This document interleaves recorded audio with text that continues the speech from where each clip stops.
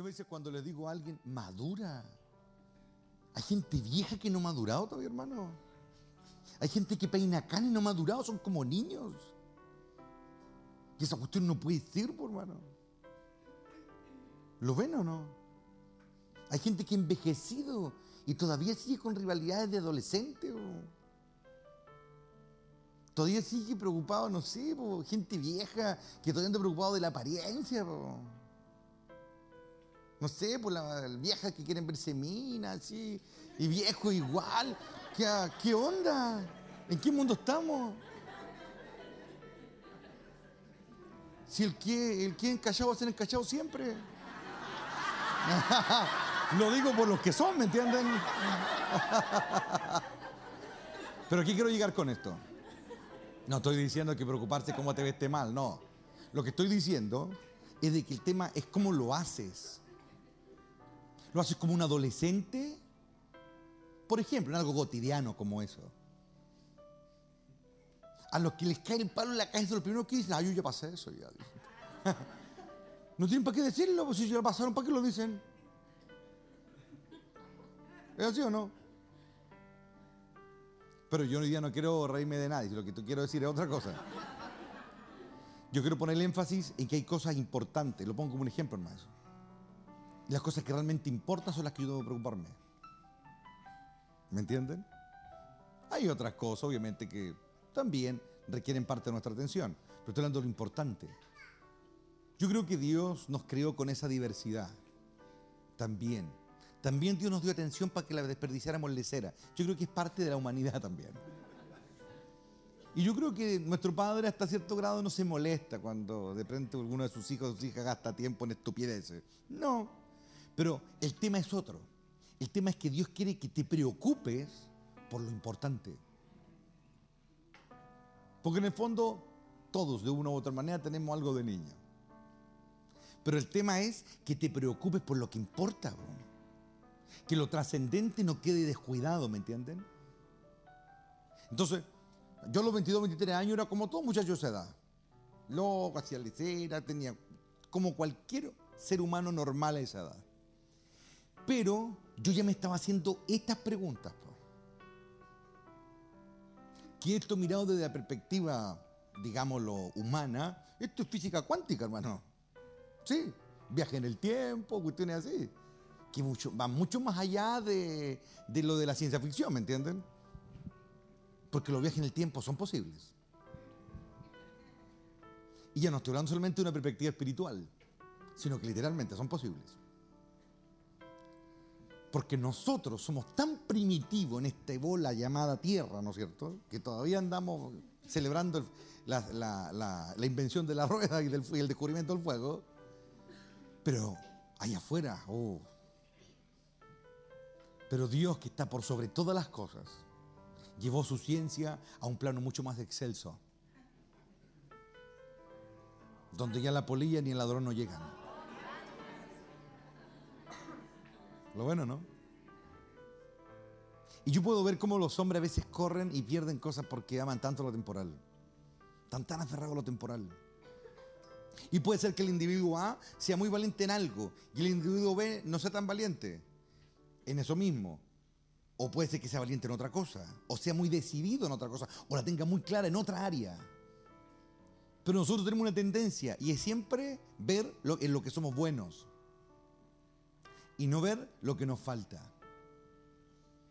Entonces yo he estado toda la mañana pensando, ¿qué fue lo que descubrí? Paré en un semáforo, miré a mi hijo, a Judá, ¿dónde está todo esto, Judá? Ahí está. Lo me quedé mirando así, y de pronto lo miré así, y me acordé de algo que mi madre hacía conmigo cuando era chico. Cuando era chico, mi mamá, yo no sé por qué lo haría, en su momento no lo entendía, y me agarraba la boquita así, me decía, esa boquita tan chiquita, me decía así. Yo la miraba y decía, ¿qué tendrá mi boca? No. Y ahora, cuando paramos en un semáforo, de 3 tiempos ahí en antes con Alemania, estaba mirando y de pronto lo miró Judá, y Judá estaba ahí con el celular, porque obviamente el cachipún de salir, ¿no? ¿Quién parte con el celular? Yo con el tablet, como dice el Ariel o ahí. Pero el tablet se lo fundieron anoche, si no tenía batería, así que solamente se quedaron con el celular. Bueno, cuento corto. de momento lo miro y como que me dio el mismo instinto, porque es un poquito chiquitita la de este. Y la agarré, ahí estaba, y de repente me acordé. Pero fue así como una especie casi de déjà vu, así como que me acordé, así en mi memoria lejana, cuando la que me hacía su mamá era mi mamá a mí. Y en aquel tiempo yo no entendía por qué lo hacía. No entendía lo que ella sentía, nada. Pero ahora, después de mucho tiempo, de haberlo yo olvidado, haber quedado en el baúl de los recuerdos, de pronto me veo yo haciéndolo con él y sentir. Y de pronto, este verso llegó a mi mente. Dios hace que la historia se repita. Y la pregunta es ¿por qué? Y una de las respuestas es esta: para unirnos. Porque cada vez que Dios hace que una aflicción se repita, por ejemplo, cada vez que Dios hace que una alegría se repita, tanto en lo individual como en lo comunitario, cada vez que Dios saca un pueblo de un estado de esclavitud y lo lleva a la libertad, los que han de venir en el futuro, esos futuros pueblos, y vivan la historia otra vez, se van a unir de verdad a ese primer pueblo que sacaron hace mucho tiempo de una nación en esclavitud. Cuando yo pase la misma aflicción que pasó un hermano hace mucho tiempo atrás, yo recién lo voy a entender. Cuando yo pase la misma hambre que pasó un hermano en tal o cual lugar, recién lo voy a entender.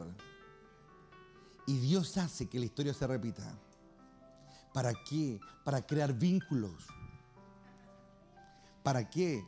Para que nosotros dejemos nuestro individualismo de ignorancia y entremos a la colectividad del conocimiento. Dios nos está sacando de la individualidad.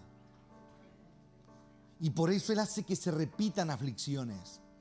Por eso Él hace que se repitan alegrías. Por eso Él hace que se repitan palabras. Por eso Él hace que se repiten milagros. ¿Para qué? Para que nos unamos entre nosotros y con aquellos que ya lo vivieron antes. Desde lo individual, desde lo simple, de lo cotidiano, hasta las cosas grandes y trascendentales de la existencia humana. Todo tiene una razón y es para unirnos. Es para que llegue un día en que esa gran multitud vestida de ropa blanca, que estarán con palma en sus manos, ¿no es cierto? Y vestidos, ¿no es cierto?, con santidad, se mirarán unos a otros y habrán tenido experiencias en común. Habrán sido perseguidos, habrán sido consolados, les habrán provisto, los habrán ayudado, los habrán calumniado, los habrán asesinado, algunos alcanzarán grandes victorias. Y el común, el todo, todas estas experiencias que Dios hace, que se repita una y otra vez. La NBI dice con más gloria, dice. Dios hace que se repita una y otra vez. ¿Para qué? Para que nosotros salgamos de nuestra ignorancia y entremos a un estado profundo realmente de comunión y de entendimiento. ¿Qué es lo único que le impide a Dios iniciar el proceso grandioso que ha prometido? Lo que nos falta aprender todavía. Porque la historia me demuestra a mí de que el hombre ha fallado una y otra vez cuando Dios ha tratado de hacer algo importante o realmente trascendente. La primera vez que Dios apareció en la tierra, ¿no es cierto? Así, oficialmente, ¿no es cierto? Una generación entera se perdió. Y casi estuvieron al borde de que se perdieran todos. Porque en un momento Dios, el que le dice a Moisés, los voy a matar a todos, le dijo. ¿Por qué? A causa de su pecado, su maldad, su rebelión, etc. Entonces, vemos de que es el hombre el mayor obstáculo para que Dios entre y haga lo que tiene que hacer. ¿Cuántas veces a nosotros la opresión espiritual, demoníaca, habiendo nosotros ya sabido, por ejemplo, habiendo aprendido lo que significa y que está ahí, muchas veces en la práctica, ahí en el terreno mismo, Todo ese conocimiento no lo ponemos en práctica y somos otra vez influenciados por los estados de ánimo que muchas veces son patrocinados por las tinieblas, de opresión, de cansancio, de conformidad, de flojera, etc. Y nosotros, sabiendo todo eso, habiendo recibido la información, ¿no es cierto?, el conocimiento para romper eso y, por ejemplo, en un momento determinado, llevar nuestro clamor a un estado realmente de gloria y llevar nuestra oración a un estado realmente aceptable ante los ojos de Dios, simplemente nos dejamos llevar por todo lo que ya les mencioné. Un ejemplo, ahí está, obvio. Y ahí tengo que aparecer yo, ¿no es cierto? Y decirte, ya claman como hombres, duerman en la casa. Y ahí como que empiezan recién a partir. Y esa cuestión Dios la ve. Y esa cuestión, ¿por qué son así? Porque muchas veces todavía son sensuales, es decir, andan de acuerdo a lo que sienten. Y todavía necesitan, como dice el apóstol Pablo, ¿no es cierto?, en una crítica a una de las iglesias, ¿no es cierto?, que él ministraba, de leche espiritual. Todavía necesitan la papilla, todavía necesitan que les pongan un petardo, ¿no es cierto?, no sé, en cualquier parte y que partan. ¿Me entienden o no? Y si en algo tan simple como esto, imagínense las cosas trascendentes. ¿Saben qué? Hay maneras en que Dios muchas veces nos dice, bueno, ¿quieres algo? ¿Quieres lograrlo? Ok, inténtalo a tu manera. Como la historia del hijo pródigo. El hijo pródigo se quiere ir por un montón de razones. Pero yo creo que dentro de las principales es que él quería libertad. Él quería disfrutar, él quería sacarse las normas de encima, quería sentirse libre, es decir, con plata en el bolsillo y libertad para ir a donde quisiera y hacer lo que quisiera. Él pensaba que era el camino a la felicidad. Y el padre le dijo, bueno, si es lo que quieres, hazlo. Y se dan ustedes cuenta cómo ese hijo se parece harto a Jacobo, ¿no? Hazlo, ya, ok, hazlo. ¿Lo quieres hacer así? ¿Quieres ser feliz así? ¿Quieres lograr algo en la vida así? Perfecto. Yo te voy a dar la parte de tu herencia, hazlo. Y la historia ya resabida, ¿no es cierto? ¿Qué ocurre con Jacob? Cuando la madre le dijo, ¿no es cierto?, que engañaran al padre y quisiera pasar por el hermano, bueno, además de pollerudo que era este Jacob, ¿no es cierto?, manejado por la mamá. ¿Se dan cuenta ustedes como que a Jacob no le incomodaba mucho ese cuento de mentir? ¿Se dan cuenta, no? Y más que mentir, el camino fácil, hagamos la cortita nomás. Si aquí lo que importa es la bendición nomás, ¿o no? ¿Sí o no? Ya no importa, pónganme piel, pónganme la ropa de Saúl, no importa, lo importante es la bendición nomás. ¿Se dan cuenta o no? Y como que él, sabiendo que esa cuestión estaba mal, como que encajó súper bien con esa cuestión y ya, hagámoslo. ¿Se dan cuenta o no?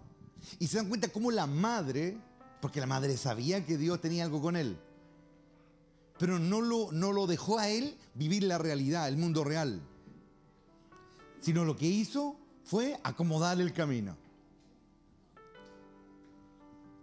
Es decir, quiso hacer la voluntad de Dios con pillería. ¿Por qué? Porque ella ya sabía, ¿no es cierto?, de que el escogido era Jacob. Pero ella no dejó que lo hiciera Dios. Lo hizo ella. Y él también encajó re bien en la historia. Mintió, engañó, ella le prepara el guiso a su esposo. Y se dan ustedes cuenta que todo pasa y Dios como que no mueve un dedo. Se dan cuenta de que todo pasó porque Dios quería que así fuera. Y es como que Dios estaba dejando que la historia se repitiera otra vez. Como ese padre que le había pedido los bienes, camino fácil. Ahora este otro, con mentir y todo, camino fácil. Ya, háganlo, dice. Y lo hizo. Pero Dios tenía una manera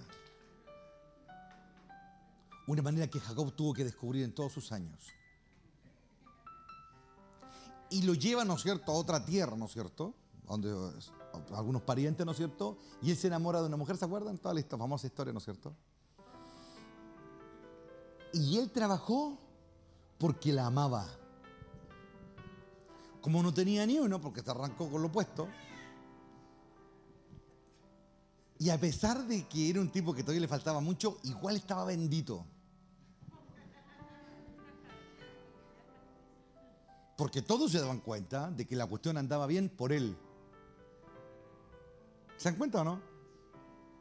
¿Se dan cuenta ustedes, por ejemplo, que hay otro caso, José, que medio mimado, un montón de cuestiones, y a pesar de que le faltaba un montón de cosas a aprender, igual estaba bendito? Y que no era como los otros. Bueno, Jacob, Dios le dijo, tú vas a aprender a trabajar por lo que amas. ¿Amas a esa mujer? Yo sé que la amas de verdad. Y la amas hasta el final. ¿La amas? Ok. Y ahora Dios comenzó a hacerle trampa a él.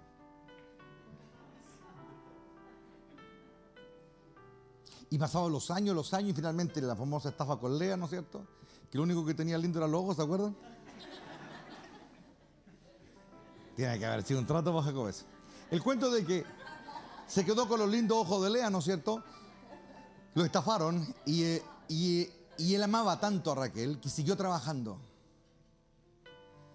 En otras palabras, trabajó casi, de hecho el doble. El doble por la mujer que amaba. Y ahí Dios le encontró la vuelta a Jacob. Este se esfuerza cuando ama. Trabaja duro, se parte el lomo cuando ama.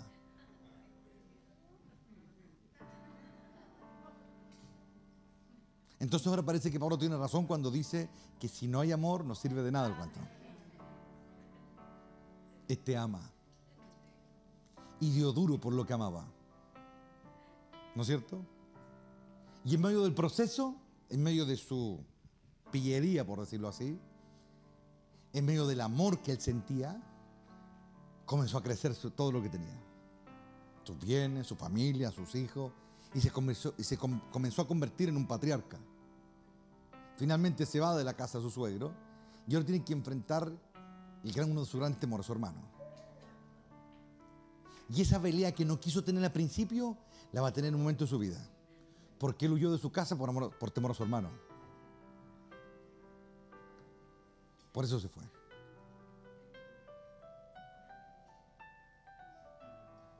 ¿Sí o no? Porque le tenía miedo al hermano mayor. ¿O no? Entonces ahora, esos caminos fáciles después traen consecuencias, hermano. Entonces yo no estoy hablando de aquí para atrás, estoy hablando de aquí para adelante ahora. Porque los caminos que ya se han recorrido, se recorrieron ya, ¿me entienden? Ahora lo que interesa son los caminos que han de recorrerse. Los caminos que han de recorrerse son los que importan ahora. Finalmente, los caminos fáciles son como peleas que nunca se pelearon, ¿me entienden? Y hay que volver a pelear. Hay que volver a batallar. Y de eso se trata la vida, de batallar, de tener un vínculo. Aquí está la clave. Jacob fue bendito, se robó la bendición de su padre con lo mejor de todo. ¿Se acuerdan? Lo mejor del trigo, tu cierto hermano te servirá y un montón de cosas. ¿Sí o no? Y yo le pregunto, ¿y esa bendición lo hizo feliz? ¿Logró lo que quería? Y aquí viene la gran lección. Si la bendición no te cambia tu nombre, no te sirve. Y cuando hablamos de tu nombre, hablamos de tu vida, de tu carácter, de quién eres. Muchos hoy día, o a través del mundo, se conformaron con la bendición que llenaba el bolsillo. ¿Y de qué sirve llenar el bolsillo un mono? Sigue mono igual, por hermano. ¿De qué sirve darle paz económica a un burro? Sigue igual, por hermano. Aunque la bendición venga de la misma mano de Dios, sigue siendo burro igual. Lo bueno, ¿no? Pero existe otro tipo de bendición. ¿Se dan cuenta, no? Aquí viene lo glorioso, cuando se va a enfrentar a su hermano, comienza a mandarle todo lo que él ha ganado.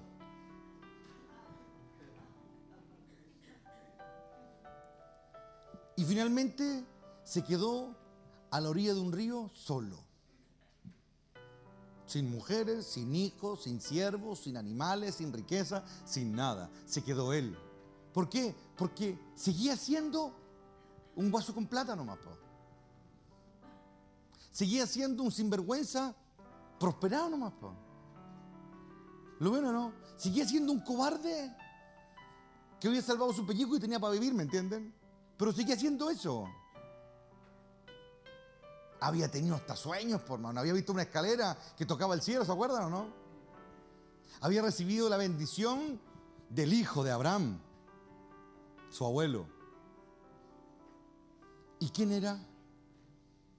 Más bien dicho, ¿quién era? Nada.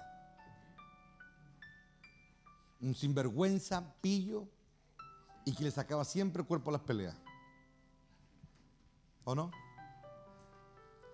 Durante 15 años le pesó su nombre. El usurpador. Eso eres, le dijo. ¿Quieres ser eso toda la vida?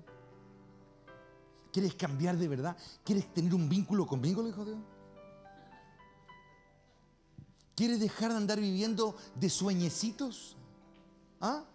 ¿Quieres dejar de andar viviendo de muchos animales? ¿Quieres dejar de andar viviendo de sermones suavecitos? ¿O quieres ser un hombre?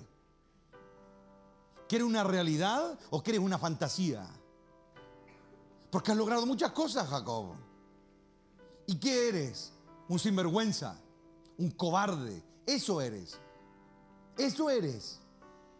Salvaste tu pellejo, pero ¿qué eres? Un cobarde. Eso eres. ¿Quieres un vínculo genuino conmigo?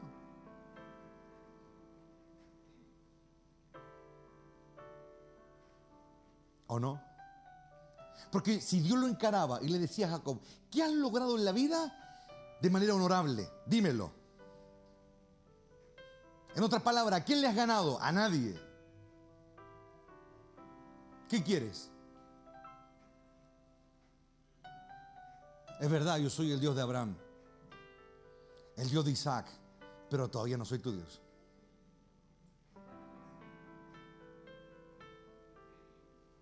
Entonces ahora yo comienzo a entender por qué Dios apareció como apareció, po. Y por qué esa noche le dio la paliza de su vida a Jacob.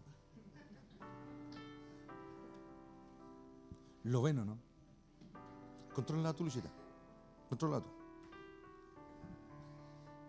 Ahora yo comienzo a entender por qué Dios le dio como le dio, hermano.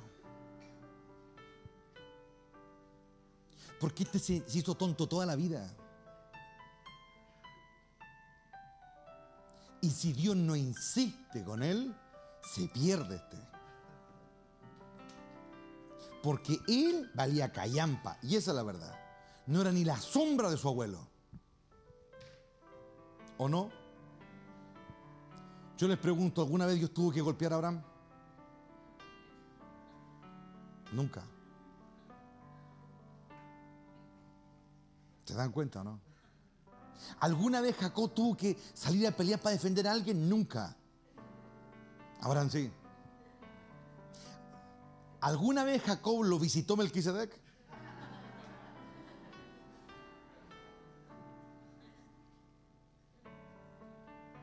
Pero hay personas que llegan a un momento en la vida en que se dan cuenta de lo miserables que son. Y tienen un momento, un instante de cordura y reconocen. Pero hay otros que no.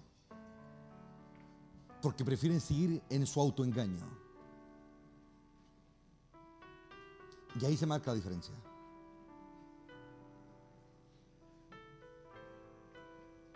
Los que prefieren seguir en su autoengaño, no me interesa ese fin, ya le llama al juego.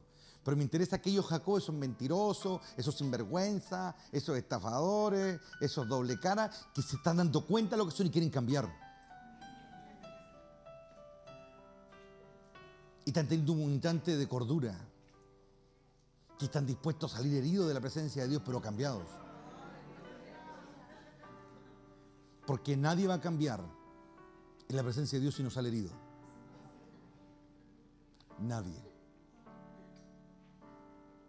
¿Lo ven o no? Camino fácil lleva a eso, hermano. Hay gente que lo único que hace toda la vida es autojustificarse. No haga nunca eso. Porque el que se autojustifica así se queda, hermano. Bruto.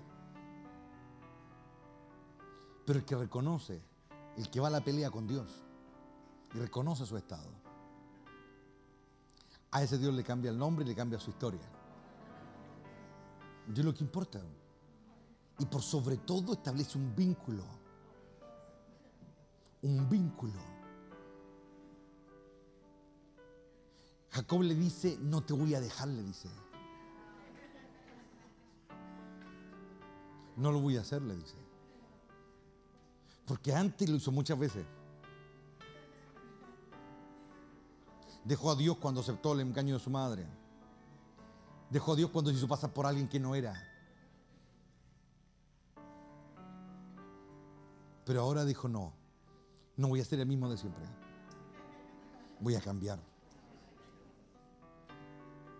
Por eso se quedó solo esa noche. Y después de la paliza que le dio el ángel de Jehová, sigue igual ahí. Voy a cambiar. Voy a dejar de ser el sinvergüenza que he sido siempre, el pillo. Voy a cambiar, va a ser mi decisión. Porque el perfil de este hombre era un tipo materialista a morir. ¿O no? ¿Le gustaban las lucas o no? ¿Le gustaba el poder o no? Sí. Pero Dios veía un potencial en él. Y aquí es cuando la omnisciencia de Dios vale oro para nosotros. Que Él sepa todo. Entonces ese vínculo, el que tenemos que cultivar.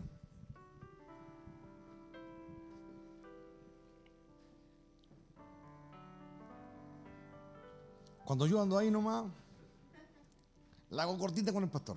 Oh, pastor, ¿cómo te simplemente bendiga acá?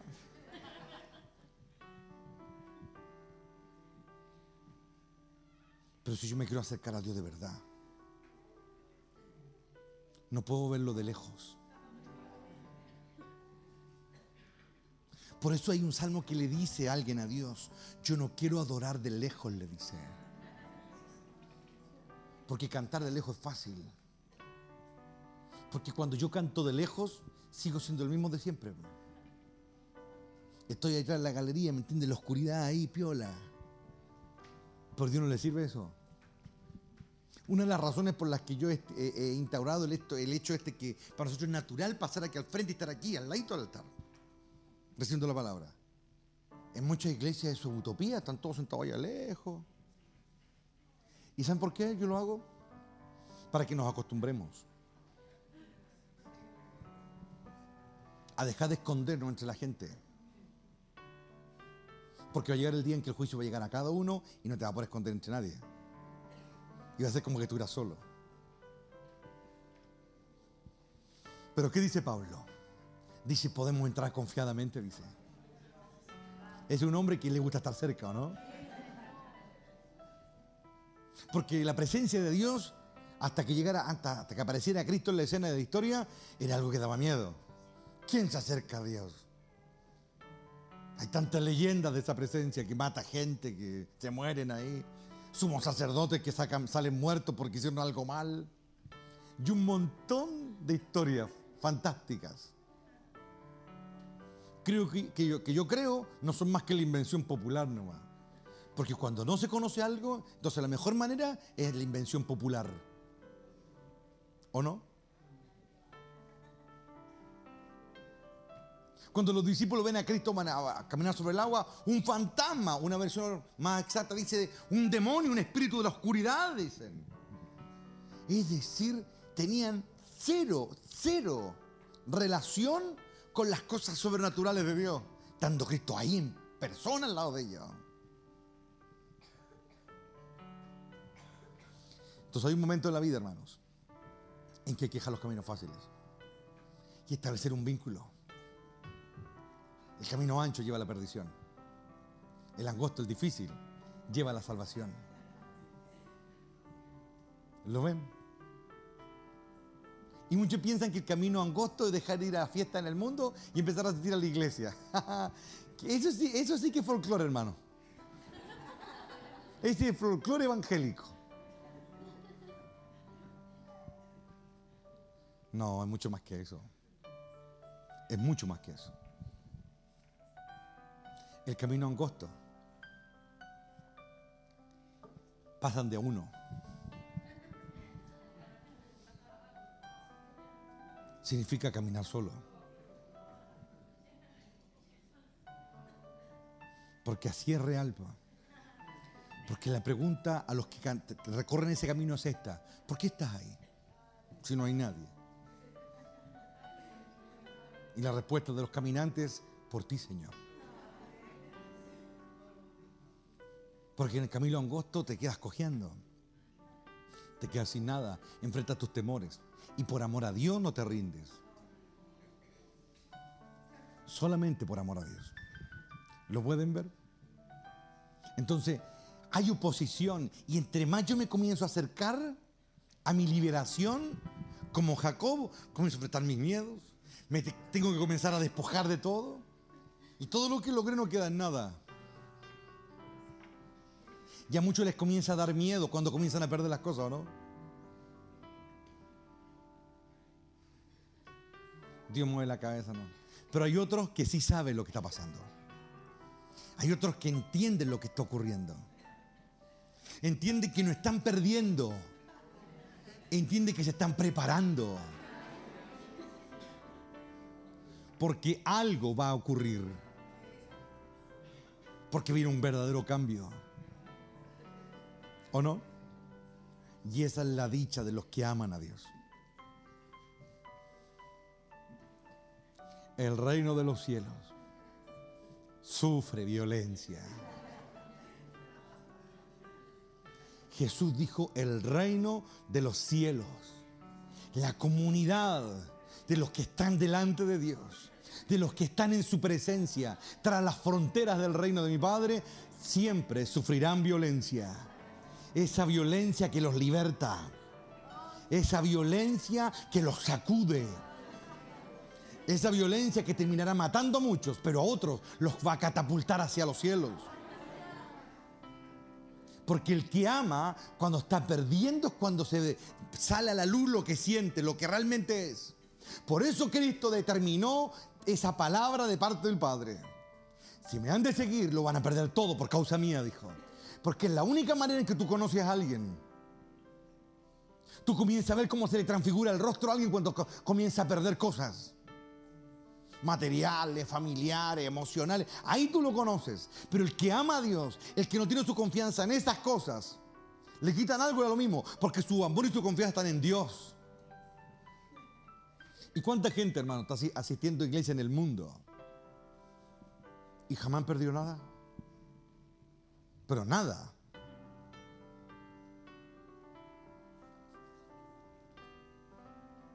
Ni siquiera ni un verdadero riesgo genuino. Entonces salen a buscar, ¿no es cierto?, la versión del evangelio más barata, la que menos duela, ¿no es cierto?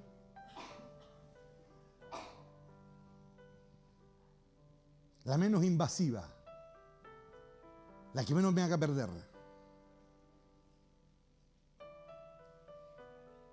El verdadero evangelio que yo conozco golpea. ¿Lo ven? Golpea. Y muchos encuentran en eso: oh, eso no hay amor, es cruel, eso qué duro que es. Hay una comedia que me gusta mucho, se llama El Sargento Payne. Es una comedia de un negro, ¿no es cierto?, que va a una escuela militar, ya antigua, la han visto varios. Y es una comedia, obviamente, ¿no es cierto? Y lo muestran a él en guerra, en Irak, en distintas partes. Él es una máquina de guerra, él. Pero ya no había en guerra, entonces lo dan de baja y no encaja en la vida, ¿no es cierto?, civil. Y finalmente llega a una escuela militar de niños. Y hay un negrito chiquitito así. Y le cuenta la historia del trencito, del pequeño trencito, el Bibi, una historia para dormirse. Una historia sangrienta, así a morir. Y hay una asistente social, una negra, que trata de un poco ablandarlo, ¿no es cierto?, al protagonista. Y hay una discusión por el pequeñito, porque el pequeñito una noche se despierta, ¿no es cierto? Y le dice, hay un monstruo ahí en el armario. Y él, si soy el sargento, ¿dónde está? Le dice, saca el arma de servicio y manda como 7 tiros así. ¡Oh! Se va a matar. Ella queda así, pero ya, este tipo está loco, está enfermo. Y para la sorpresa de ella, el niño comienza a saltar de alegría. Gracias, le dice, ya nunca más me va a molestar el hombre del armario. Y ella queda como así, ¿no? Entonces hay una discusión luego, en un momento entre él y ella, ¿no es cierto?, en medio de toda la historia, ¿no es cierto? Y él le dice, ¿cuándo vas a decidir sacarle el tete de la boca?, le dice. Y ella le dice, pero es un niño. Y él le dice, sácale el tete de la boca, dice. Obviamente todo un ambiente bien cómico. A mí me gusta harto eso, ¿saben por qué? Porque en medio del humor se muestra uno de los principios, pero básicos del reino de Dios. Básicos. De que la única manera de que alguien aprenda es a palo nomás, ¿no? Porque se recibe más que conocimiento. Se mata lo viejo. Esa es la razón de la dureza. Matar lo viejo. Que lo viejo deje de ser. Si yo entrego un conocimiento sin destruir lo viejo, es como comenzar a edificar sobre una construcción ya hecha. Lo bueno, ¿no? Los soberbios no les gusta eso. Pero el primer filtro de Dios. Y Dios tiene 2 grandes filtros para limpiar a su ejército. El primero, que se vayan los cobardes, le dijo Dios a Gedeón. Que todos los que tienen miedo, que se vayan. Quedaron 10.000 de los 30.000 que habían sido convocados. Y nótese, 30.000 escucharon el chafar. Sobrenatural. ¿Lo escucharon? Fue algún acto absolutamente sobrenatural. Ellos participaron de algo divino. Nótese. Participaron, sintieron el llamado, ¿no es cierto?, de algo divino. Pero de 30.000, en el primer corte se fueron 2/3. Y todavía son muchos, dice Dios. Los lleva al agua y le hace la prueba de la humildad. Y de los 10.000 quedan 300. Es decir, de 30.000 que aparecieron al llamado, el 1%. El 1%. ¿Lo ven o no?